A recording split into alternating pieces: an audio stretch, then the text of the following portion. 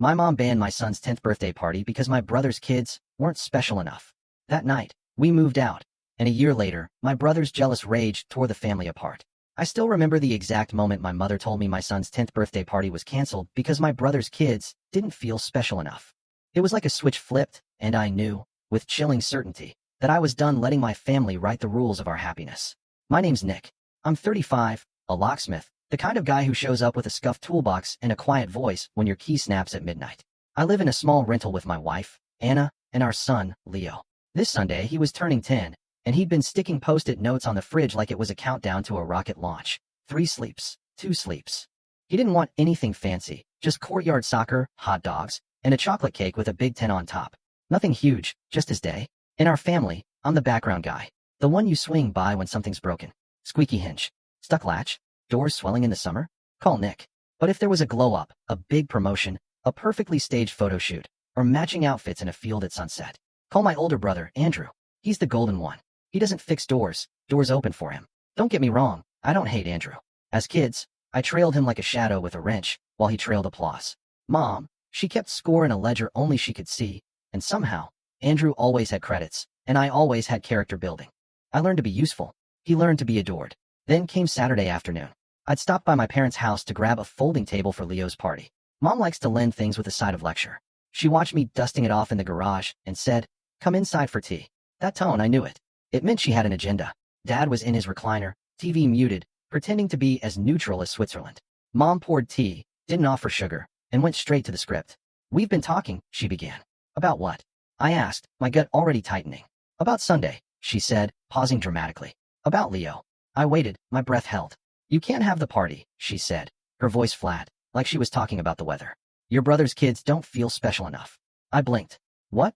"They saw those balloons you bought," she continued, as if that explained everything. "And they're sensitive right now. They feel overlooked. A big fuss for Leo would be divisive." I just stared at her. "Mom, it's 5 kids, hot dogs, and a cake. We're not hiring a brass band." She offered a thin smile. "Postpone it, or make it a joint celebration at Andrew's.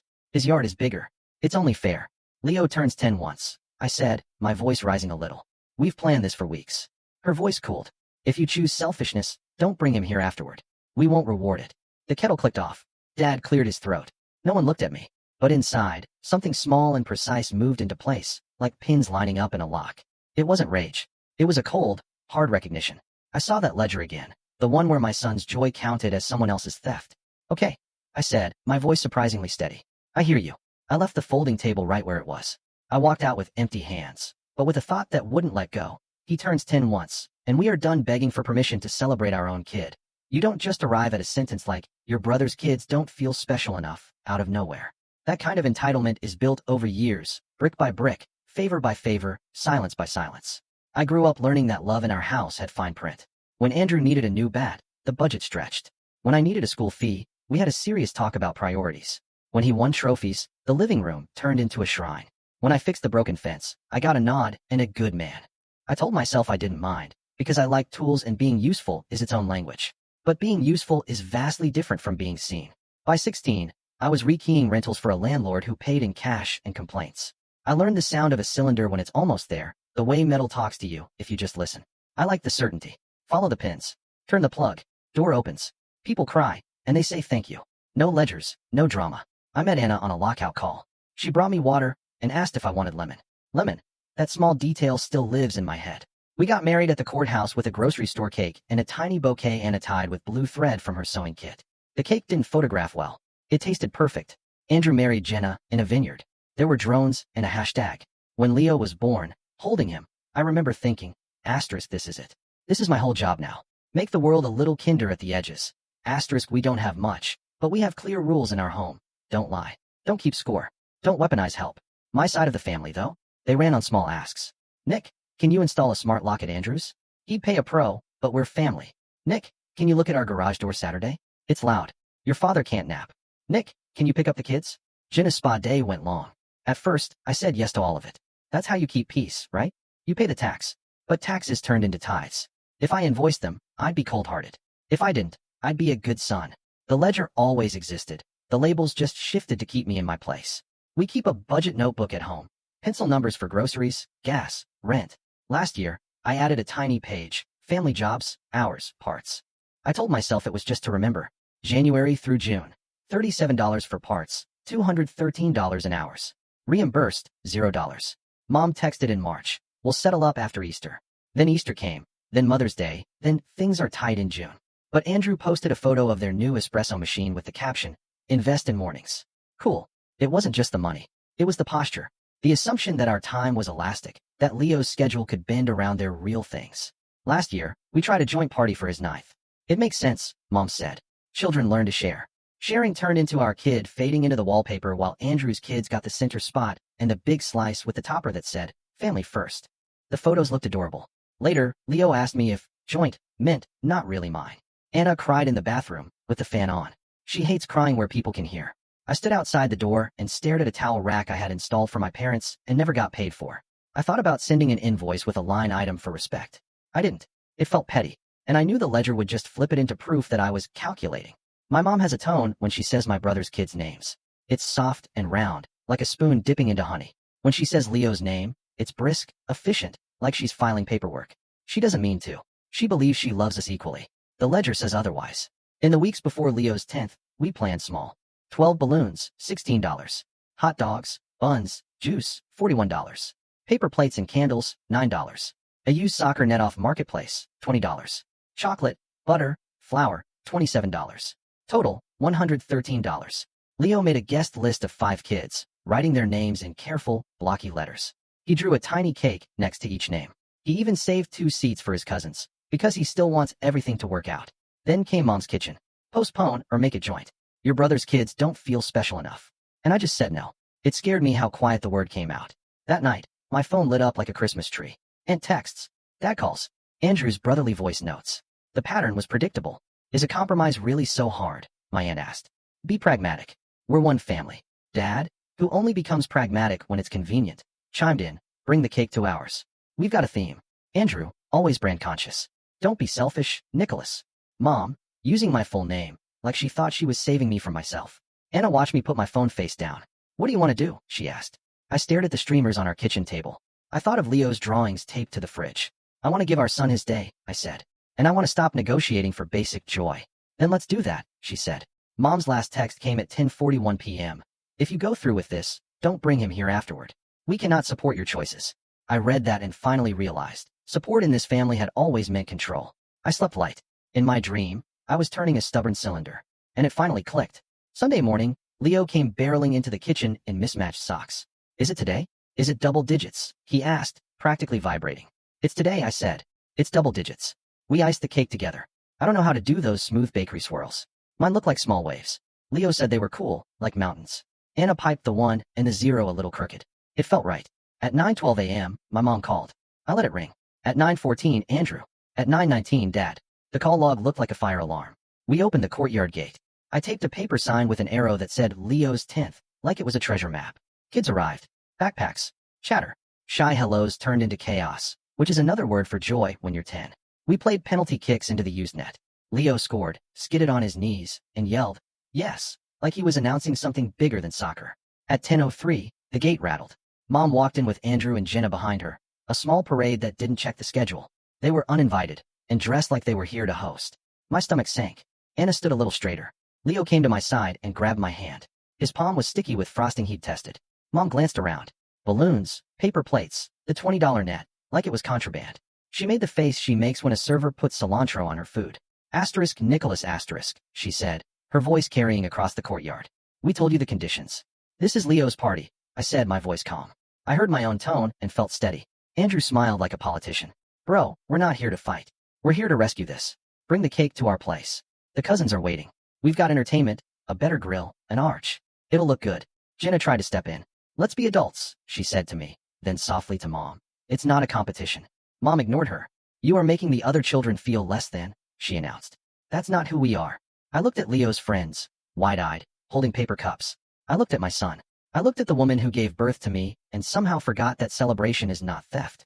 You can stay and be kind, I said, my voice low but firm. Or you can leave. Mom's eyes widened like I'd slapped her. Excuse me. You heard me, I said. No speeches, no conditions, no rescue. You're guests, or you're gone. Andrew laughed. Big words, little budget. Something in me wanted to list every free hour I'd poured into his house. The security cameras. The rekeying after he lost a key. The Saturday mornings I gave up so his weekend could breathe. Instead, I did the simplest thing that felt like truth. Stop, I said. He blinked. What? Stop making my son's birthday about your kids, I said. Stop turning our life into your project. Stop walking into spaces you weren't invited to and acting like hosts. Mom switched to guilt mode. After everything we've done for you. You turned done for me into a bill, I said. Every time. I'm not paying it anymore. Andrew stepped closer, lowering his voice to make it scarier. Think very carefully about your next move. I have, I said. It's cake. I turned to the kids. Who wants to sing? The courtyard filled with the wobbly, loud chorus of 9 and 10-year-olds. Leo's face went shiny with happiness. He closed his eyes to make a wish. He opened them and blew 10 small flames out at once. He cheered. They cheered. It felt like oxygen. Mom stood frozen, then snapped. If you leave like this, do not come back. We won't be treated like this, Andrew chimed in. We won't be treated like that either, I said. No heat, just a fact. Andrew tried one more flick of power. Text me when you come to your senses. I didn't promise anything. They left. We cut cake. The boys argued about the corner piece. Someone spilled juice. Someone yelled, "Goal again." Life resumed. When the last guest left with a sticky goodie bag, and our courtyard looked like a confetti storm, Anna leaned against me and whispered, "I'm proud of you." I exhaled for the first time all day. I meant it, I said. This isn't about revenge. This is about closure. We cleaned up, then looked around our place like it was a map. We finally understood. Pack a bag, I said. We need a night away from the noise. We stuffed clothes into a duffel, scooped legal papers into a file folder. Leo chose 2 Lego minifigs so they wouldn't be lonely. We left the faucet drip we'd been ignoring and the coin jar on the counter. We locked the door from the outside. The lock clicked, and it felt like a sentence ending in the right place. We checked into a budget motel off Route 8. The AC hummed like a steady friend. Leo fell asleep between us, smelling like sugar. Anna looked at me in the dim light and asked, "Are we really doing this?" "Yeah," I said. "We are." We didn't go far. We went far enough to hear our own voices. 2 motel nights turned into a short-term sublet above a barbershop. The landlord handed me the keys and said, "Deadbolt sticks. You look like you know what you're doing." I fixed it in 5 minutes and felt like maybe we'd be okay. We brought what we could carry. 2 duffels, a folding table, Leo's bean bag, the coin jar. We bought a mattress secondhand and a $40 couch that leaned left. The place smelled like hair tonic downstairs and fresh air upstairs. Every morning, we woke to the shop radio and the sound of clippers. I liked it. It sounded like people working. The family reaction came in waves. Week 1 calls. 27 missed from Mom, 14 from Dad, 9 from unknown numbers, aunts. Voicemails that sounded like press releases. "We're devastated. Mom, be reasonable. Dad, therapy for the kids is expensive because of you. Andrew, classic. Let's talk like adults. Mom, again." After the anger cooled into manipulation, I saved every voicemail into a folder labeled Weather. When I felt weak, I listened and reminded myself what a storm looked like. Week 2, the money squeeze. Mom texted, "We fronted a lot for you over the years. If you're going to choose this path, we need to settle up." She attached a list of loans that included a grocery run from 2018 and a pack of diapers from 2015. I screenshotted it and added it to Weather. I didn't respond. You can't audit love retroactively to make disobedience expensive. Week 3, the smear. Jenna posted a quotation about ingratitude over a beige aesthetic, and 3 people liked it with heart emojis. An aunt texted, "Family forgives." Another aunt texted, "But you went too far." Both screenshots went to Weather. I stopped checking Facebook. Our life shrank and got better. Mornings, I walked Leo to school down Maple, passing Mr. Ortiz sweeping his deli sidewalk. He started keeping lemon lollipops for Leo. "Your boy's polite," he said. Evenings, soccer in the park with a ball losing hexagons. Homework at the folding table. Pasta too many nights in a row. Laughter. Anyway, I took extra lock jobs and raised my rates by $10, because my work is worth it. I wrote it on the invoice without apologizing. Some clients blinked. Most paid. I also sent a new text to family when they tried the old, quick favor script. Happy to help at my standard rate. $95 per hour plus parts. Weekend rate. $115. Mom responded, "LOL." Andrew responded with a screenshot of a Yelp listing for another locksmith. I replied, "Great. Hire them." He didn't. In March, Dad called at 6:13 a.m. "Garage won't close. Your mother's upset," he said. "I can come Friday at 2, I said. "Rate is $95 plus parts." Silence. "You're really doing this?" he asked. "I am." He hung up. They hired a stranger who charged $140 and left the wire a mess. Mom texted a photo of the mess with the caption, "This is what happens when family doesn't help family." I typed and deleted 5 replies. I settled on none. Leo turned into a different kid. He slept deeper. He stopped asking, "Are we going to Grandma's?" Like it might change if he said it right. He started asking, Can we invite Omar from school? The answer was yes, more often than it used to be. We started 2 jars, summer and emergency. We fed them with tips and side jobs and the occasional $20 Anna tucked in when she sold a custom ham for a neighbor. Numbers grew slow, then grew faster. It was boring and holy. Not that it was easy. The second month, our old car coughed up a costly check engine light. We sat at the shop, got the quote, did the math. We said no to a Friday pizza and yes to a repair. Leo asked if we were poor. I said, we're careful. He decided that sounded cooler. He told his friend, we're careful. It means we pick our fun on purpose. In late spring, we ran into Andrew at the hardware store. He looked at my basket, hinges, strike plates, graphite, and smirked. Still playing handyman? He asked. Still playing eldest son? I asked back. He leaned in. You think you're better because you're stubborn. I think I'm healthier because I stopped paying an imaginary bill, I said. He looked confused and a little mad. He walked away. Summer came. We took one-day trip to the lake. Gas, sandwiches, $7 parking, a sunburn. It felt like the whole world reset to simple. In September, I got a call from the school guidance office. My heart dropped until the counselor said, I just wanted to tell you, Leo advocates for himself. He's kind. I sat on the barbershop stairs and cried behind my hands. Not loud, just relief. We barely spoke to my parents. They sent 3 holiday invites, each with heavy subtext. We declined with one sentence each time, we're staying in. Happy holidays. They sent photos of centerpieces and matching pajamas. We baked cookies and ate them in pajamas we didn't match, and Leo fell asleep on the left-leaning couch with chocolate on his cheek. A year rolled by like a careful card. The week before Leo's 11th, he asked, can I invite my cousins again? He said it with hope and caution, like a test of the emergency broadcast system. You can't, I said. They might not come. He wrote their names anyway on the list, right after Omar and Liam and Eva. He drew tiny soccer balls next to each party plan. Same courtyard, same net, repaired with fishing line, same cake. My waves got better. Plus a rented bubble machine from a guy I helped open his shop once at dawn. He gave me a discount and said, you saved me that day. Community is weird. It's heavier where you lift it. At 2:05 on party day, Jenna arrived with the cousins. No Andrew. The kids looked nervous, then saw the bubbles and forgot to be strategic. They jumped into the foam like puppies. 5 minutes later, Mom slipped in, holding a gift bag too big for what was inside. She scanned the scene like a judge, then tried to corral the cousins for a grandkid's photo, but they wriggled away to chase bubbles. She looked unsure. Leo handed a paper cup to his cousin and said, we have the corner piece of cake reserved for the birthday kid. You can have the other corner if you want. The cousin said, cool. They smiled. It could have been so simple all along. At 3:10, Andrew walked in. Late. Sunglasses. Loud.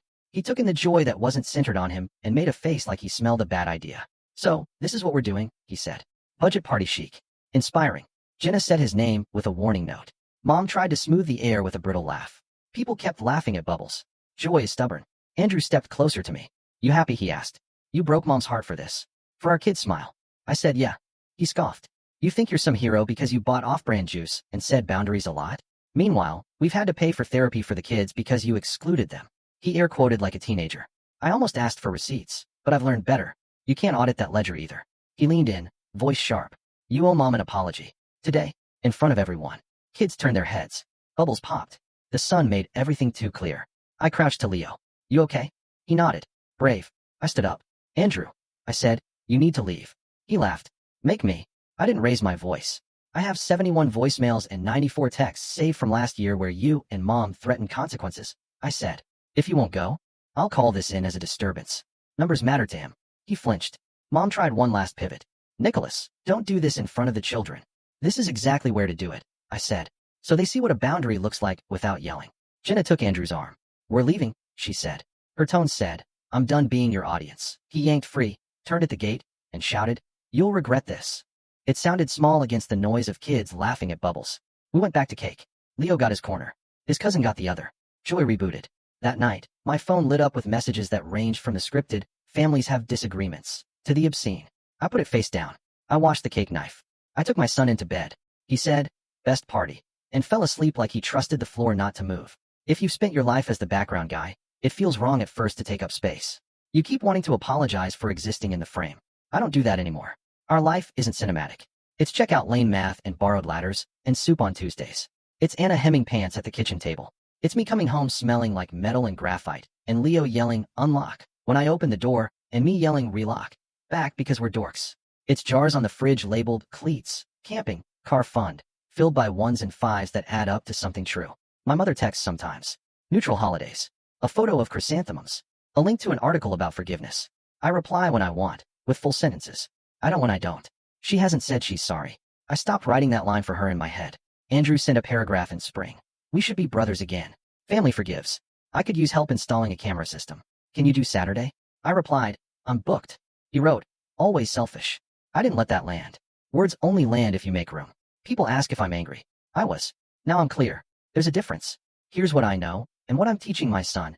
Joy isn't a pie you steal from when you give a slice to your kid. Help isn't help if it turns into a receipt every time you say no. Boundaries aren't revenge. They're doors that lock from the inside, so your home can be quiet. Saying no, without a paragraph, is a skill. We don't do that, is a complete sentence. This was never about winning. There's no scoreboard in healthy love.